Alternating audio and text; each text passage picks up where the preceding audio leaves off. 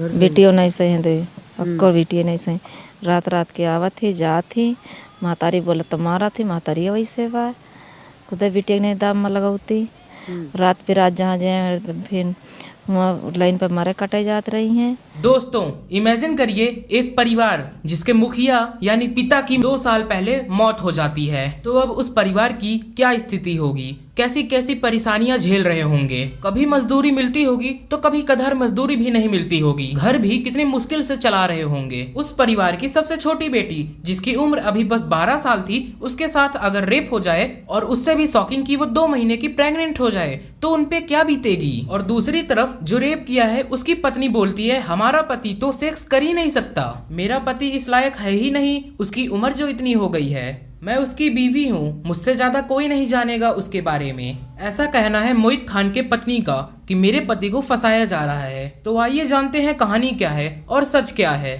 नमस्कार दोस्तों, आप सबका स्वागत है हमारे चैनल के एक और नई क्राइम के वीडियो में। आज की ये जो सच्ची घटना हम आप सबको सुनाने जा रहे हैं, ये सच्ची घटना है उत्तर प्रदेश का एक जिला पड़ता है अयोध्या, और अयोध्या का ही एक थाना लगता है पूरा कलिंदर थाना क्षेत्र का एक गांव लगता है भदरसा, और वहीं के एक गांव की ये कहानी है। दरअसल गांव में एक विधवा महिला रहती है और उस विधवा महिला के 4 बेटियां होती हैं, एक बेटा होता है। बेटा सबसे छोटा होता है जिसकी उम्र अभी लगभग 6 साल के आसपास का होता है। घर में खाने कमाने का केवल एक ही रास्ता होता है, मजदूरी। अगर मजदूरी करेंगे तो घर परिवार वाले खा पी पाएंगे, वरना चूल्हा भी नहीं जलता है। इसीलिए माँ और 2 बहनें जाती थी मजदूरी करने सुबह 7 बजे से 11 बजे तक, उसके बाद फिर शाम को 3 बजे से 7 बजे तक ये लोग खेत में जाते थे मजदूरी करने। इसी बीच होता कुछ ऐसा है कि इस परिवार में सबसे छोटी बेटी, उसकी उम्र 12 साल होती है, वो खेत में काम करने जाती है। दरअसल उस वक्त धान की बुआई होती रहती है। धान की बुआई करने के बाद खेत से घर की तरफ लौट रही थी। रास्ते में ही एक लड़का मिलता है जिसका नाम राजू होता है, जो बेकरी पे काम किया करता था। राजू उस लड़की को बहला फुसला कर कहता है चलो तुम बेकरी पर बिस्किट ले लो घर के लिए और कुछ तुम भी खा लेना, और कहता है कि मैं पैसे भी नहीं लूंगा। बेसिकली ये लड़की को लालच देता है। लड़की की भी उम्र 12 साल ही होती है और वो भी लालच में आ जाती है और वो भी राजू के साथ चली जाती है। इसके बाद ये दोनों पहुंचते हैं मोहित खान नाम के एक आदमी के पास, जो उस बेकरी का ओनर था और वहीं पर बैठा हुआ था। और राजू मोहित खान के बेकरी पर ही काम किया करता था और उस 12 साल के लड़की को वो बेकरी पर लेकर जाता है, जहां उसे वो कुछ पैक करके बिस्किट देता है घर के लिए और उसे कुछ खाने के लिए भी देता है बिस्किट्स। और जो बिस्किट ये इसे खाने के लिए देता है उसमें ये कुछ नशे की दवाइयां मिला देते हैं दोनों, जिसके बाद मोहित खान इस नाबालिग बच्ची के साथ रेप करना शुरू कर देता है और राजू से कहता है कि वीडियो बनाओ। मोबाइल में ये सारा कुछ जो है वो रिकॉर्ड कर लेता है। पहली बारी होती है मोहित खान की। मोहित पहले उस 12 साल के लड़की का रेप करता है। उसको कुछ भी नहीं समझ में रहता है कि ये बच्ची है, मासूम है, छोटी है, नाबालिग है, बट वो कुछ भी नहीं सोचता है और वो लगातार उस मासूम के साथ रेप करता रहता है। इसके बाद अब वो बोलता है राजू को भी रत्ती भर दया नहीं आती है। वो भी अपने मालिक के जैसे ठीक वैसे ही करता रहता है, यानी दोनों मिल करके लड़की के साथ गैंग रेप करते हैं। और दोनों जब उस लड़की के साथ गलत काम कर लेते हैं, उसके बाद उसकी जो वीडियो बनाते हैं उसे भी अपने फोन में रख लेते हैं और वीडियो उसके पास होता है। उस लड़की को धमकाया जाता है, डराया जाता है, उसे कहा जाता है कि ये बात कहीं किसी से मत बताना, कोई से अगर तुम बताती हो, किसी के पास ये बात पहुंच जाती है तो ये वीडियो मैं तुम्हारे घर पे दिखा दूंगा और सोशल मीडिया पे वायरल कर दूंगा, और अगर मैं इस वीडियो को सोशल मीडिया पर वायरल कर दिया तो तुम कहीं मुंह दिखाने के लायक नहीं रहोगी। लड़की को जैसे समझाया गया, क्योंकि उसकी 12 साल की उम्र होती है, उसको अच्छे और बुरे के बारे में कोई भी समझ नहीं होती है, जैसा डराया गया, धमकाया गया, वो वही मान ली और वो लड़की चुप रहती है और किसी को कुछ नहीं बोलती है।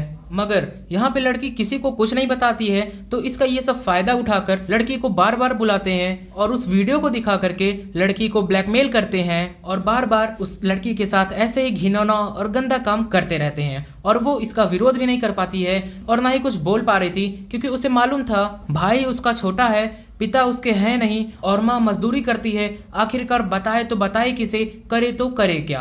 अब जुलाई 2024 के आखिरी हफ्ते में लड़की की तबीयत अचानक से खराब होने लगती है। जब माँ को मालूम चलता है तो माँ भी कहती है कि बेटा आखिरकार क्या हुआ।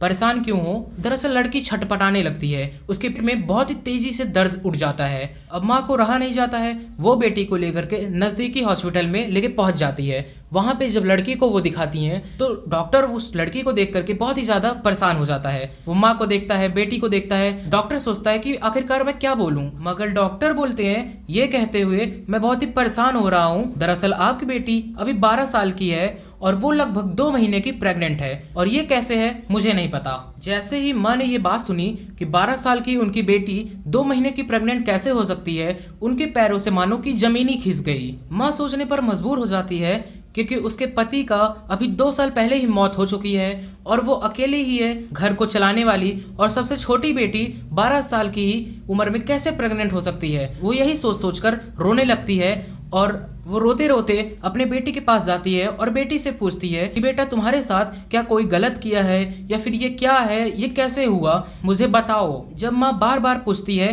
कि तुम्हारे साथ क्या हुआ है मुझे बताओ, इसके बाद माँ की ये हालत देखने के बाद बेटी भी फूट फूट कर रोने लगती है। वो बताती है कि माँ करीब 2.5 महीने पहले की बात है, जब मैं मजदूरी करके खेत से घर वापस आ रही थी तो रास्ते में बेकरी वाले के यहाँ जो काम करता है राजू, वो मुझे आता है, बुलाता है और वो बिस्किट का बहाना देकर मुझे अपने साथ लेकर जाता है बेकरी में, और मैं उसके बहकावे में आ जाती हूँ और वहाँ पे वो मुझे बिस्किट में कुछ नशीला पदार्थ मिलाकर खिला देता है जिससे मुझे नींद आ जाती है। उसके बाद मुझे मालूम ही नहीं चलता कि मेरे साथ क्या हुआ और मैं बेहोश हो जाती हूँ, और जब मैं बेहोश हो जाती हूँ तो वो दोनों मेरे साथ रेप करते हैं और रेप करने के बाद वीडियो बना लेते हैं। उसके बाद वो वीडियो दिखाकर मेरे साथ रोज रेप करते हैं, जब उनका मन करता है तब वो मुझे बुला लेते हैं। अब जब बेटी सब कुछ माँ को बता देती है तो माँ भी हिम्मत करके उन दोनों के खिलाफ कंप्लेन लिखाने के लिए पुलिस स्टेशन को जाती है। जब औरत चौकी में पहुंचती है, भदरसा एक चौकी होती है, भदरसा चौकी के जो इंचार्ज होते हैं अखिलेश गुप्ता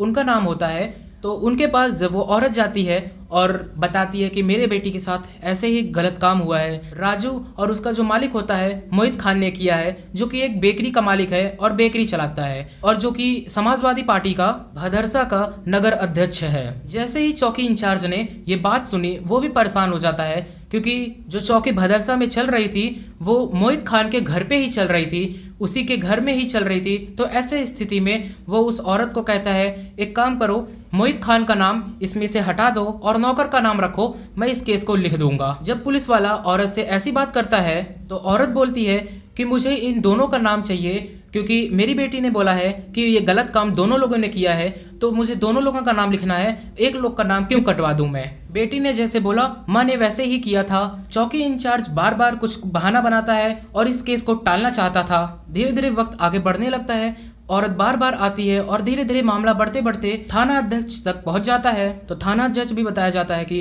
तरह तरह की बहाना बनाते हैं, एफआईआर दर्ज करने के बजाय टालते रहते हैं और एफआईआर दर्ज नहीं होती। अब माँ फिर पहले की तरह लाचार हो जाती है। वो सोचती है कि अब मैं करूँ तो करूँ क्या, क्योंकि पुलिस वाले कंप्लेन तो लिख ही नहीं रहे हैं। इसके बाद वो जाती है एक सोशल वर्कर के पास जिसका नाम होता है मंजू निषाद। ये औरत इस परिवार की मदद करने के लिए आगे बढ़ती है। माँ पूरा मामला उस औरत को सुनाती है जो भी उसके बेटी के साथ गुजरी हुई थी। मंजू भी सुन करके दंग हो जाती है कि आखिर इतने कम उम्र के लड़की के साथ कोई इतना ज्यादा बुरा कैसे कर सकता है कि वो प्रेग्नेंट हो जाए 2 महीने की। अब जैसे तैसे मंजू उस लड़की से बात करती है, सब कुछ समझती है और उसे भी सांत्वना देती है कि हम तुम्हारे साथ हैं, जो कुछ भी होगा हम तुम्हारे साथ खड़े रहेंगे। अब इस बार माँ, बेटी और मंजू भी साथ में पुलिस स्टेशन जाती है।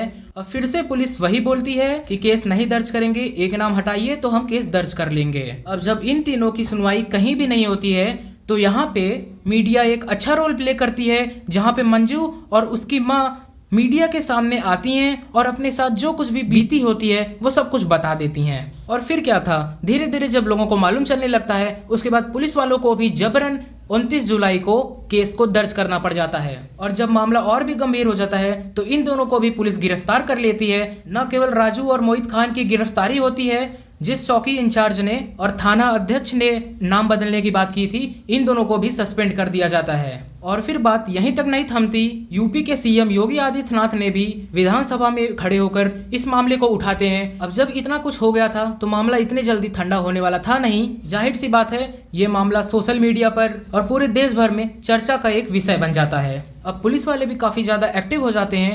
एक्टिव होने के बाद जो ये दोनों आरोपी होते हैं इनकी गिरफ्तारी तो पहले ही हो जाती है, साथ ही में इनके पास कितनी प्रॉपर्टी है, कितनी अवैध रूप से है, कितनी इन्होंने खरीदी है, ये सब का भी जांच किया जाता है। और उसमें पुलिस वालों को मालूम चलता है कि जहां बेकरी बनी है वो जगह तो तालाब में आती है, तो यहाँ पे बेकरी कैसे बन गई। उसके बाद फिर क्या था, 4 अगस्त को मोहित खान के बेकरी पे भी बुलडोजर चल जाता है। और जब इतना कुछ हो जाता है और मोहित खान को भी गिरफ्तार कर लिया जाता है, तो मोहित खान के परिवार वाले मीडिया में एक बयान देते हैं। बेसिकली परिवार वाले आरोप लगाते हैं कि लड़की और राजू एक दूसरे को जानते थे, उनका अफेयर चल रहा था और वो रिलेशनशिप में थे। और जब वो दोनों रिलेशनशिप में थे तो उन दोनों की करीबियां बढ़ती थी और वो दोनों इंटीमेट हो जाते थे, जिसकी वजह से लड़की प्रेग्नेंट हो जाती है और जिसके बाद वो फंस जाती है। जब सबको मालूम चल जाता है तो माँ से रेप की कहानी बना के झूठी कहानी बताती है। खैर, ये बात कहाँ तक सही है कहाँ तक गलत है आगे चल के इन्वेस्टिगेशन में मालूम ही चल जाएगा। और इतना ही नहीं, मोहित की वाइफ ये भी बोलती है कि राजू ने चीख चीख कर चिल्ला चिल्ला कर पूरे थाने में बयान दिया है कि चच्चा की कोई गलती नहीं है, चच्चा बेकसूर हैं, उनकी सिर्फ इतनी गलती है कि मैं उनके बेकरी में काम करता हूँ, लेकिन राजू की बात कोई नहीं सुन रहा है, उसका तो कोई नाम ही नहीं ले रहा है। अब देखने वाली बात यह है कि राजू कहाँ सही है, मोहित खान कहाँ सही है, या फिर वो आरोप लगा रही बच्ची कितनी सही है। अब ये आरोप कितने सही है कितने गलत हैं, ये तो जांच का विषय है। पुलिस ही जब जांच करेगी तो सबको मालूम चल जाएगा। अब जब दोनों तरफ के लोग एक दूसरे पर आरोप लगा रहे हैं तो इसको लेकर के अखिलेश यादव पूर्व मुख्यमंत्री और समाजवादी पार्टी के जो प्रमुख हैं उन तक जब ये बात पहुंचती है तो वो भी एक ट्वीट करते हैं। ट्वीट में कहते हैं कि डीएनए टेस्ट कराकर इंसाफ का रास्ता निकाला जाए, साथ ही आरोप लगाकर सियासत ना की जाए। बेसिकली कहते हैं कि कार्रवाई हो लेकिन डीएनए टेस्ट होने के बाद हो, बात को सही साबित होने के बाद हो, जब सब कुछ क्लियर हो जाए, झूठे आरोप लगाकर ऐसे ना हो। खैर, कोर्ट ने भी डीएनए टेस्ट के लिए परमिशन दे दिया। उसके बाद 6 अगस्त को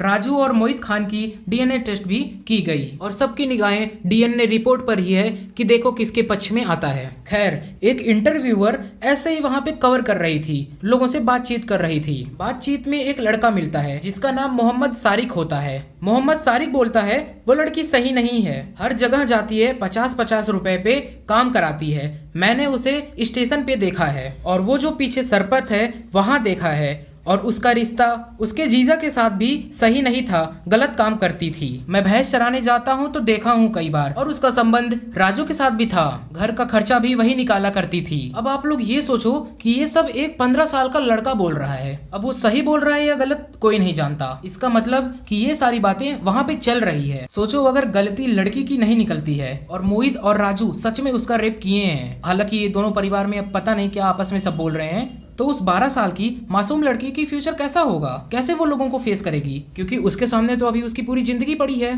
तो दोस्तों, ये थी आज की सच्ची घटना। अगर आप लोग यहाँ तक वीडियो देख लिए हो तो प्लीज वीडियो को लाइक करके चैनल को सब्सक्राइब कर दीजिएगा और कमेंट सेक्शन में आप लोग भी बताइएगा कि इसमें गलती किसकी है। चलिए मिलते हैं किसी दूसरे वीडियो में किसी दूसरे टॉपिक के साथ, तब तक के लिए आप लोग अपना ध्यान रखिए।